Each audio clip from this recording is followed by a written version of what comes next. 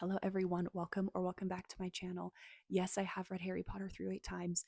Yes, I read other books. Yes, I do have a life. I am actually on my ninth read through right now. My husband and I are reading the books together. And a little while ago, he asked me, so what is your book ranking? He knows what my favorite book is by far. But he was like, where do they all fall? 1 through 7, what's your list? And I just crickets because I don't know the answer to that question or the other questions of this world and universe. And so I made my list, I made my notes. We are going to get into it. We are just doing the books, not the movies. The movies is like a whole 4 or 5 hour concept that I just not ready for. So we're going to dive into the books because I want to know how you guys rank the books. So let's get started. All right, book number 1 has to be The Half-Blood Prince. So the highlight of this book is definitely Tom Riddle before he is Voldemort, and all of the information we get about him in the Pensieve Memories is just, it's fascinating. It's incredible storytelling. It's some of J.K. Rowling's finest work. Seeing his progression as he gets older and he's experimenting with dark magic, and you really just see kind of his almost like fall from humanity is just so, it's so well written. It's scary, it's fascinating. Those chapters, we just can't put them down. I wish there was even more. But the more I read the orphanage scene, the more it hits home that Tom Riddle was never a normal 11-year-old boy. His dialogue, his mannerisms, just the way he's described is so unsettling that you can tell right away, yes, this is the child that becomes Lord Voldemort. This book also has one of my favorite scenes in probably the whole series, which is the scene with the Muggle Prime Minister and Fudge. So we find out that Fudge has had to pop in and say, hey, the Wizarding World exists. You'll probably never hear from me. Have a nice day. Well, that he has to keep showing up because of everything that's happening. So first he has to tell him, hey, we had our first breakout in Azkaban. This guy named Sirius Black. Don't worry, we'll find him. Then he has to say, by the way, we're importing dragons for school tournament. How is that legal? And then he has to say, hey, there's a mass breakout in Azkaban, but don't worry, everything's fine, which I guess Fudge was just gaslighting everybody. But then we go to present day where Fudge has to tell him everything that has been happening so far and say, we're at war, this bad guy is back, just so you know. And my favorite line is when the Muggle Prime Minister says, well, you've got to do something. You're the magical minister of magic, what are you doing? And Fudge goes, my dear Prime Minister, you cannot possibly think I am still Minister of Magic after all of this, which, good. Fudge is fired, never should have been hired anyway. Harry's obsession with Malfoy is hysterical and just unhinged in this book, and I love it that much more because Harry is finally right. He is right about Malfoy from the jump, and part of Harry's morning routine turns into checking the Marauders map to see where Malfoy is, and Harry even considers skipping a Quidditch match so that he can follow Malfoy. Harry's the captain of the team. Who is this, your boyfriend? But Harry being right is very satisfying in a way, even though no one believes him, because normally he's a little like slow to the take, or he just isn't really catching on to things. And so the fact that he was just hitting it home every time with Malfoy is so fun. Ron is rude to everyone in this book, and I think it shows kind of more of his sarcastic humor. In the movies, he's a bit more slapstick. He and Harry are talking to Moaning Myrtle, and Myrtle is saying, there's a student who comes in and he talks to me and he's sensitive, but she won't say who. And she says she will take the story to her, and Ron goes, well, not to your grave, to the sewers, maybe. For no reason. The clues of the Horcruxes, their meaning, and trying to figure out how they are made and how they are destroyed is truly some of J.K. Rowling's finest storytelling, her finest writing. The whole concept is just incredible. It's dark and it's complicated, and I love how it has to tie into Voldemort's past. The sprinklings of what is happening outside of Hogwarts is very well done. We still get the everyday life, the teenage life, but with the updates of what is going on with the war. Ron's quick to Hermione every morning when she opens her daily prophet and he says, anyone we know dead. It's a very Ron thing to say, but it's also a very teenage adolescence thing to say where you're dealing with something very heavy and you're kind of just addressing it maybe the best way you know how. But we get the very heartbreaking story of the Montague sisters' little brother. He is attacked by Greyback the werewolf and he does not make it. So really the news that we get from the outside, it's few and far between, I think, but it's all very dark, and it's to remind us the war is going on. It's not just started, we are in it, and right now our good guys are kind of on the back foot. Slughorn is just hilarious and he's fun. He's a better version of Lockhart. The house elves are finally not overdone. They're very heavily present in the Goblet of Fire and in the Order of the Phoenix. and it feels like it's just too much. That's just my own personal opinion, like Creature and Winky. But in this book, it feels like they show up, they serve their point, they drive the plot, and they're much more enjoyable to me in this book. The Gaunts not being in this book is criminal. They are so good. It is so fascinating. I want an entire separate series on Voldemort's just entire life. And this is just the funniest book. We laugh the most in this book. The characters are becoming so sarcastic and just witty and funny, and we just can't stop laughing while we read it. And for spot number 2, this is my favorite. This is obviously not my favorite book, hands down my favorite movie, but we are not here to talk about the movies. We're here to talk about the books. So, something I hear a lot with Prisoner of Azkaban in general is it's nice that Voldemort just isn't the villain in this one. And I agree. Our characters are maturing and their experience is showing more. I think that they're really starting to get their footing, and J.K. Rowling really figured out who she wants these characters to be, and their age progression really helps this feel not like a kid's book. It feels such a step above Chamber and Sorcerer's Stone. We meet Lupin, and he is one of my favorite characters. The tragedy of Lupin hits me harder the older I get. But he's a real mentor to Harry. He takes him under his wing, and we finally get more insight to Lily and James through Lupin, which I love. The mystery of Sirius Black, the reveal of Peter Pettigrew, it's all just incredible writing. I would give my right arm, I'm left-handed, I would give my right arm to reread that chapter where you get the reveal of Sirius Black and Peter Pettigrew for the first time again. I don't really remember it when I was younger. I don't remember those reveals. I wish I did because it's just incredible. It's iconic. Having a villain under your nose for 3 books and having no idea is crazy. And for someone who loves mysteries and whodunits, this just blows my mind every time that she came up with this. I'm not normally a fan of time travel. It does work in this book. I think it's simple enough to understand. I will say with the movie, I'm not here to talk about the movies. I will say with the movie, visually, it really helped me grasp the book a lot more.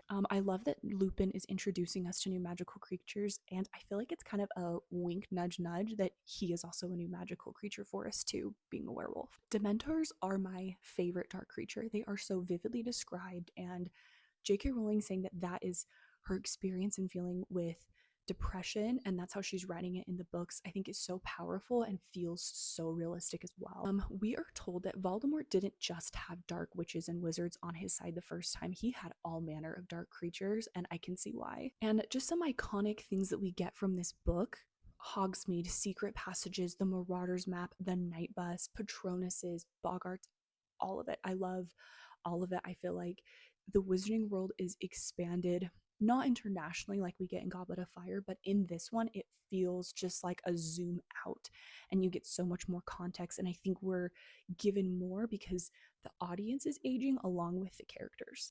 And spot number 3 goes to book number 4. So the main thing from this book is it's the expansion of the Wizarding World. All of the wizards that we meet at the Quidditch World Cup and just everything we see there, the different cultures, the different countries, all the different isms and things that different wizards have, sticks out the most to, I feel like, anyone who has read this book. And I think that it's a fan favorite for the movies and the books alike for this reason. The Triwizard Tournament is insane. Clearly this was sponsored by Professor Umbridge, because who was letting these kids get killed before they were even adults? It's like Fight Club for minors. Harry procrastinates at a truly impressive level in this book.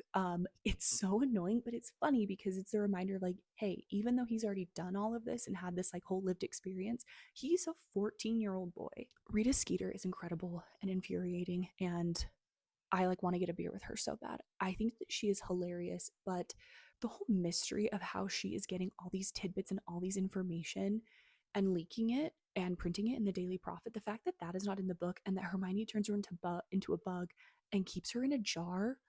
Are you kidding? Who cut that out of the movie? Mike Newton, come on. Ludo Bagman is the ultimate red herring. The story isn't really missing anything by not having him in the movie, because every time I bring up Ludo Bagman, my husband's like, who? Because he's just kind of a forgettable character. He's just a red herring. I don't think we ever see him again, but he's a great warning on gambling addiction. Harry giving Fred and George his Triwizard earnings is very impressive for a 14-year-old. I know Harry has money. He's never been in want of money, but to hand over 1,000 galleons at 14 and just being like, here, start your joke shop, live your dreams, it's pretty cool. So Cedric being Voldemort's first victim, but not being killed by his hand is so Voldemort because he never wants to get his hands dirty. The chapter telling the story of the Riddle family is fine. It could have been written a lot better, honestly. Um, the graveyard scene is great. It is very well written, but the movie version is just burned into my head. Like they just did such a good job. And Ralph Fiennes, come on, the shot of him when he looks at the camera for the first time, unbelievable. But the main part of this book is technically the Triwizard Tournament, and I love that it gives us the Yule Ball to kind of be a reminder of like, oh, these are teenagers, and this is technically a high school. Barty Crouch Jr. is the GOAT. He is the GOAT Death Eater. All the other ones need to take notes. How is he not given more credit or talked about enough? It's just wild. He attacked and assumed the identity of one of the greatest Aurors ever, and no one caught on for a year, not even Dumbledore. He was walking around Hogwarts around all of these powerful wizards. No one knew for what, 9-10 months? He's also only the second person to ever escape Azkaban up to this point, besides Sirius, and the fact that his mom's body is still buried on the grounds of Azkaban in place of her psycho son.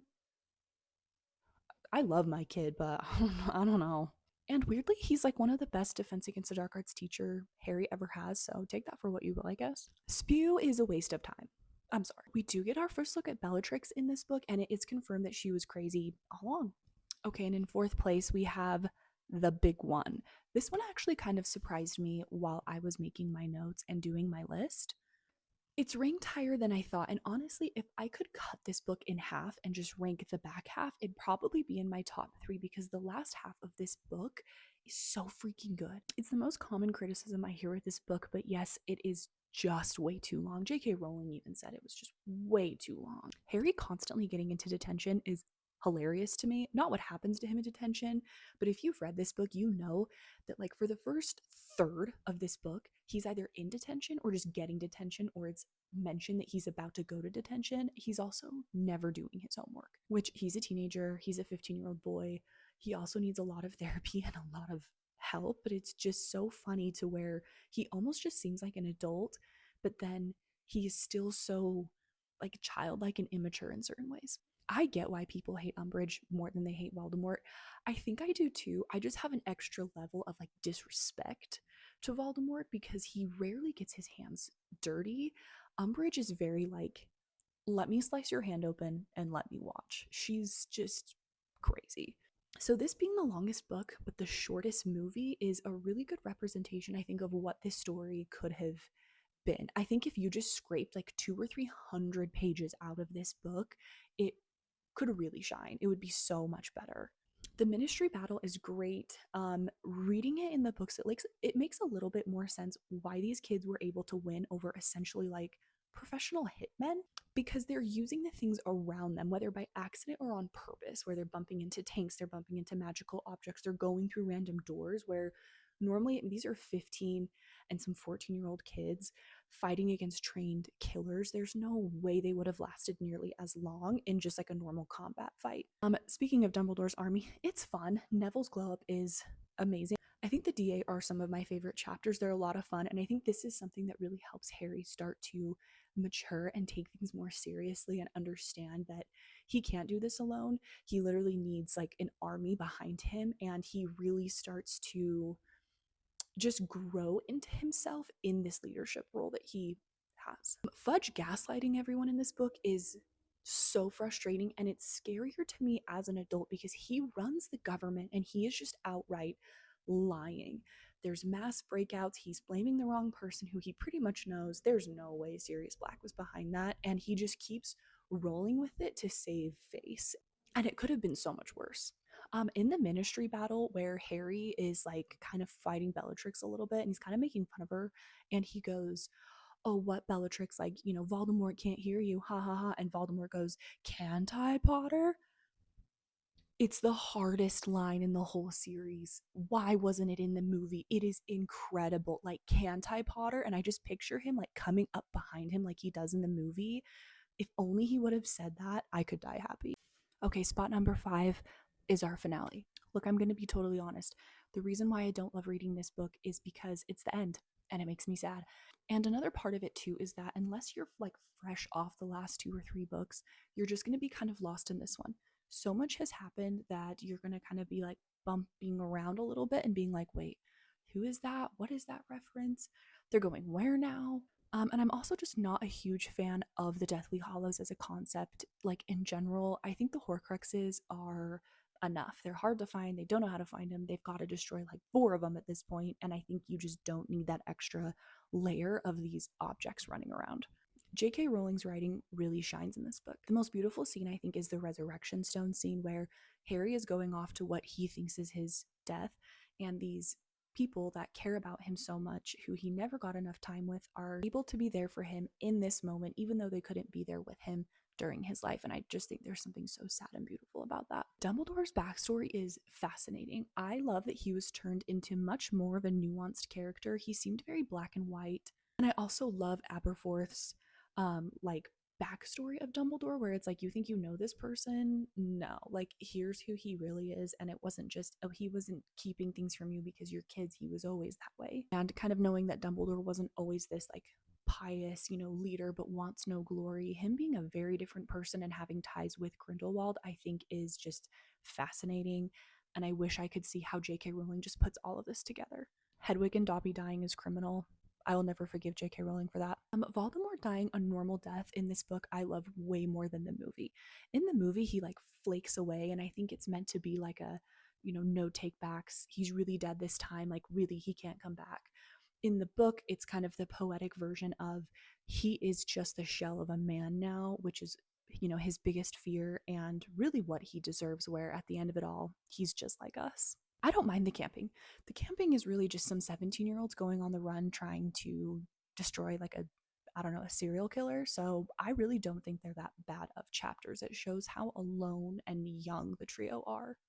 A tidbit I love in this book is that we get to see Sirius's room when they go back to Grimmauld Place. Totally not necessary for the plot, but it's just a fun little insight, again, into a character we just never got enough time with. Lucius is getting his just desserts. I picture Voldemort just like kicking in the doors to his house and being like, I live here now. I'm the captain now. Let me know when dinner's ready. I do feel bad for Narcissa though. I love Percy's redemption. It was on site for me with Percy through books 5 and 6. The disrespect he has for Arthur and Molly. I just wanted to, it is the perfect wrap up to an amazing series. I really couldn't ask for more or less from this book. It's the last one, so it makes me sad. And the second to last is the second book. Don't get me wrong, this is the perfect sequel. It is just still very much a kid's book. So, Voldemort lingering through the diary, meeting some of his old followers, his presence is just felt way more in this book to me than it is in the first one. And as someone who's rereading it and who already knows the plot and who the heir of Slytherin is, knowing that he is literally almost like the main character in this book, it just feels so ominous. The basilisk, the chamber, the petrifying, it's scary, but it is still age appropriate. I remember being terrified of that freaking snake in the movie theater. I wish Percy's girlfriend was in this book, and him like almost being a red herring in this is hilarious because it's Percy, but I wish we could see Penelope Clearwater. I would just love to see how they casted her. Seeing the Weasleys home, getting to know Arthur and Molly is such a treat. They're some of my favorite characters. But can we be honest? Couldn't Harry help them out financially? I know it says in the book, like, oh, they would never accept money, but it's like, dude, you're at their house like every summer. Just leave some sickles around, Like, how hard is it? Dobby means well. He's a great character. He's a freaking menace in this book. Like, almost every time he shows up, I'm like, this guy. Again, the power of the diary is such cool magic. Obviously, we find out later it is a Horcrux, but I remember like reading this and seeing this in theaters and being like, this guy came out of a book? That's Voldemort, a young Voldemort. If he came back, he'd be like, what, 15 again? It blows my mind. It still does. I think it's so clever. Aragog and his family can swallow a can of Raid each. How was Hagrid the gamekeeper for the site of basically a manslaughter charge where said creature lives in the forest that he now lives off of, and he was allowed to work around these students and staff on the premises when he was 13? Lockhart is annoying and hilarious. You can just tell Kenneth Branagh like had so much fun in this movie, and Lockhart's better in the movie. He just is. Professor Binns being the one to tell the class the legend of the Chamber of Secrets instead of McGonagall, which is what they do in the movie. I love it because it says it's the first time people have really paid attention in the poor guy's class. Overall, the book introduces a lot of iconic pieces of magic and characters. It zooms out of the kids' book that is the first one just a little bit. And again, I think it's just the perfect sequel. It is just still a kids' book. All right, this is probably going to get me canceled, but I'm sorry. So here's the thing, it's the OG, it's iconic, it's incredible. There is a reason why we're still talking about this story all these years later. This book spawned 6 other books. It made the whole universe, it made all the movies. It's tangible, it feels real, it's warm. This is an incredible story and an incredible book, but it is a kid's book. I think I first read this when I was like 7 or 8 years old.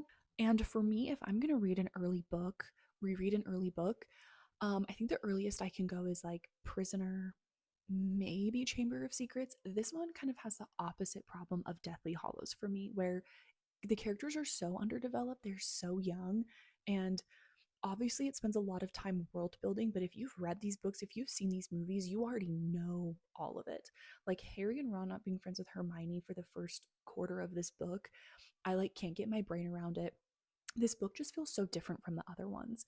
And I'm sure, J.K. Rowling really shines as the books progress. And for me, I feel like Chamber of Secrets is almost more of like her baseline, her jumping off point, where the characters seem to progress better. I don't know how to say it, from Chamber of Secrets versus this one. It just feels very different. Some standouts to me is these kids are so rude to each other in this book. Are all 11-year-olds like this? Like, they make fun of each other for like, huh, you're an orphan, huh, you're poor. What? They I think their insults just get more heavy-handed as they get older, but like the bullying and like the constant insults are wild in this book. I forget about it almost every time I read it, and then we were going through it and I was like, dang, who raised these kids? It's rereadable because it's just easy to read. It's not a hard book to read. I think me and my husband got through this in maybe like a week, probably even less. The Dursleys should have had CPS called. Knowing Harry was 1 year old when he was dropped off to them, and I have a 1-year-old now, scares me. I would never let my daughter spend more than like 10 seconds around the Dursleys, ever. But of course, it's not a bad book. None of these are bad books. I love these books for a reason. And for this one in particular, it gives us the most iconic line of the whole series, and where I'm going to wrap it up for today, which is, "You're a wizard, Harry."